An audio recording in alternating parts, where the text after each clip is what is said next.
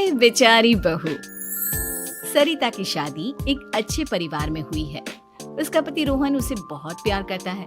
घर में उसकी सास शांति और ननद मीनाक्षी भी है, जो सरिता के किसी काम में दखल अंदाजी नहीं करती। लेकिन फिर भी सरिता को ऐसा लगता है कि दुनिया की सबसे ज्यादा बेचारी बहू वही है और सबसे ज्यादा अत्याचार उसी पर हो रहा है। माँ जी, ये लीजिए आपकी चाय। अरे बहू, तूने इतनी ज्यादा चीनी क्यों डाल दी चाय में? हाय हाय माँ जी, मैंने तो उतनी ही मीठी बनाई है जितनी मीठी आपको पसंद है। माँ जी, आपको तो मेरे हाथ की चाय अच्छी ही नहीं लगती। जब देखो कुछ न कुछ कमी निकाल ही देती हो। अरे बहू, तू एक बात के पीछे ही पड़ जाती है। मैंने ऐसा कब कहा कि तू रोज चाय खराब बनाती है? सरिता अपने कमरे में चली जाती है और फोन उठाकर अपनी माँ से बात करती है। हेलो माँ, कैसी हो आप? क्या कर रही हो? मैं तो ठीक हूँ, पर तू बता, तेरा मूड कैसा है? तेरी आवाज से लग रहा है कि कुछ तो हुआ है तेरे ससुराल में। अरे क्या बताऊँ माँ, यहाँ तो हर समय मेरे साथ बहुत बुरा व्यवहार होता है। मैंने अपनी सास के लिए इतनी अच्छी चाय बनाई, लेकिन मेरी सास चाय पीते ही मुझे 4 बातें सुना दी। बेटी, तू इतनी छोटी छोटी बातों पर ध्यान ही क्यों देती हो? तुम्हारी सास ने कुछ बोल भी दिया तो क्या हो गया? वो बड़ी है ना तुझसे। माँ ने इतना समझाया, लेकिन इस बात का सरिता पर कोई असर नहीं हुआ। अपनी बेचारी बहू की छवि वो बदलना ही नहीं चाहती। अगली सुबह सब नाश्ते की टेबल पर बैठकर नाश्ता कर रहे थे, तभी सरिता ने अपने पति से कहा, सुनिए जी, मुझे ना आज बाजार से कुछ सामान लेकर आना है। आज आप ऑफिस से आने के बाद मुझे लेकर चलना ना। भाभी, मुझे भी कुछ किताबें खरीदनी है।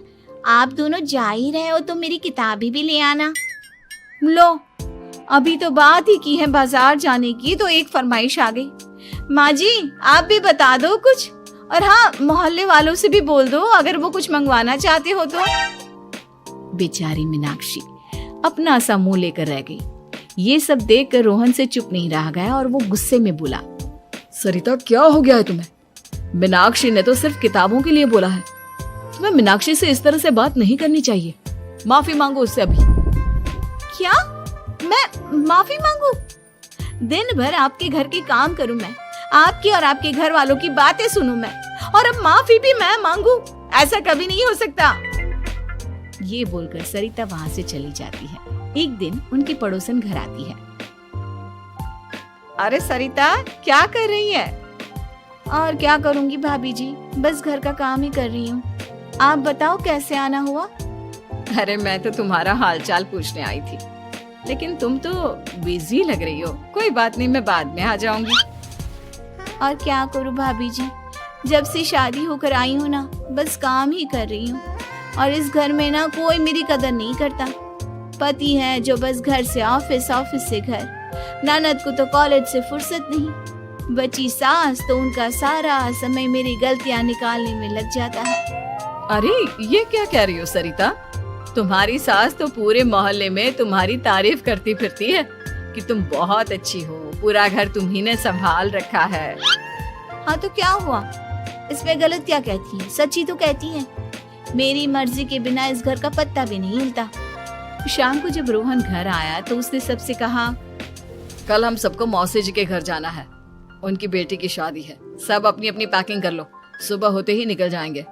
और सरिता, तुम कान खोलकर सुन लो, वहां जाकर किसी की बुराई भलाई शुरू मत कर देना, नहीं तो मुझसे बुरा कोई नहीं होगा।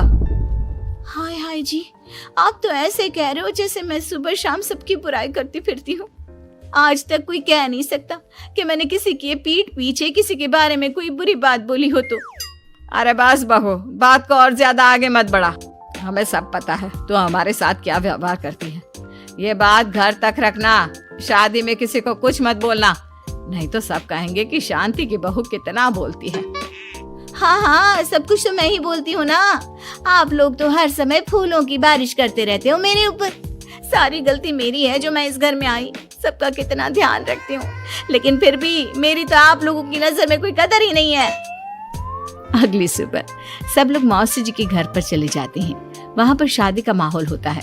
सब जगह चहल पहल होती है, बहुत सारे मेहमान आए हैं। सरिता को वहाँ बहुत अच्छा लग रहा है। वो अपने मन में सोचती है, यहाँ कितना अच्छा लग रहा है, कितनी रौनक है। मैं यहाँ किसी से ज्यादा बात नहीं करूंगी। अगर मेरे मुंह से कुछ ऐसा वैसा निकल गया तो रोहन जी तो मुझसे गुस्सा हो जाएंगी। सरिता ये सब सोच ही रही थी कि वहाँ रोहन की कजिन साक्षी आ गई और सरिता से बोली, आप सरिता भाभी हो ना? जितना आपके बारे में सुना था आप तो उससे भी ज्यादा सुंदर हो। हाँ वो तो है, मेरी सुंदरता की तारीफ सब करते हैं। मेरे मायके में तो सब यही बोलते हैं कि रोहन जी की किस्मत बहुत अच्छी है जिन्हें मैं मिली। लेकिन आप कौन है? मैंने आपको पहचाना नहीं। मैं रोहन भैया की कजिन हूँ। आपकी शादी पर नहीं आ पाई थी ना, इसलिए आप मुझसे मिली नहीं कभी। शांति मौसी और मीनाक्षी आपकी बहुत तारीफ करते हैं। क्या कहा तुमने? मेरी तारीफ? कभी नहीं। मेरे ससुराल वाले कभी मेरी तारीफ कर ही नहीं सकते।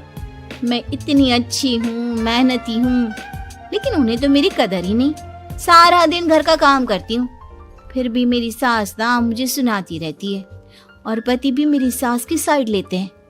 ना कभी बाहर ले जाते हैं, ना कहीं घुमाने। अगर घुमाने के लिए कभी बोल भी देना तो उनकी बहन बीच में आ जाती है। मैं कैसे रह रही हूँ उस घर में, ये मैं ही जानती हूँ। सरिता की ये बातें सुनकर साक्षी को बड़ी हैरानी हुई। अब वो हर किसी के सामने अपनी बढ़ाई और ससुराल वालों की बुराई करने लगी। रोहन और शांति को सरिता पर बहुत गुस्सा आया, लेकिन वो चुप रहे। अगले दिन जब वो अपने घर पर आए, सरिता, तुमने क्यों सबके सामने मेरी इज्जत का तमाशा बनाया? तुमसे बोला था ना कि चुप रहना। अजी ऐसा भी क्या कह दिया मैंने जो इतना भड़क रहे हो? तुम जहाँ जाती हो अपना रोना शुरू कर देती हो, कभी किसी दूसरे की बात ही नहीं सुनती, बस अपनी कहती रहती हो। तुमने सबके सामने हमारा तमाशा बनाकर रख दिया है। हे भगवान, मुझे अपने पास बुला ले। जिस घर में मेरी कदर ही नहीं, उस घर में मेरा क्या काम? अरे क्या करूंगी मैं यहाँ रहकर? जो भी आता है मुझे सुनाकर चला जाता है। मैं तो किसी से कुछ नहीं कहती। सीधी सादी बहू मिल गई है ना सबको, तो जो जी में आए वो करो। सरिता ने अपने आगे किसी को कुछ बोलने ही नहीं दिया और उस दिन भी उसने सबके सामने खुद को बेचारी बना ही दिया। अगले दिन मीनाक्षी कॉलेज के लिए लेट हो रही थी, इसलिए वो हर काम जल्दी जल्दी कर रही थी। अपना नाश्ता लेने किचन में गई और पतीले में रखे गरम दूध को गिलास में डालने लगी। दूध का पतीला उसके हाथ से छूट गया और गरम गरम दूध उसके हाथ पर गिर गया। ओए माँ, हाय मेरा हाथ, माँ मेरा हाथ जल गया। मीनाक्षी की आवाज सुनकर सरिता दौड़ती हुई आई। ये क्या किया तुमने? तुम्हें नाश्ता चाहिए था तो मुझसे बोल देती, मैं क्या मना करती थी? अब पता नहीं कितने दिन की मुसीबत पाल ली तुमने। सरिता मीनाक्षी को उसके कमरे में ले गई और उसका बहुत ख्याल रखा। उसका इस तरह से ख्याल रखना शांति और रोहन को थोड़ा अजीब लगा। माँ, सरिता के दिमाग का भी कुछ पता नहीं। कल शादी में सबको इतना कुछ बोल कर आई है हमारे बारे में, और अब मीनाक्षी की कितनी अच्छी देखभाल कर रही है। ये ऐसा क्यों करती है? बेटा, तेरी बीवी की ना आदत हो गई है सबके सामने खुद को बेचारी दिखाने की, और आदत इतनी जल्दी नहीं बदलती। जब ये बोलना शुरू करती है तो रुकने का नाम ही नहीं लेती, इसलिए इसे पता ही नहीं चलता कि ये किसके सामने क्या बोली जा रही है। लेकिन दिल की बहुत अच्छी है। हमें भी अपना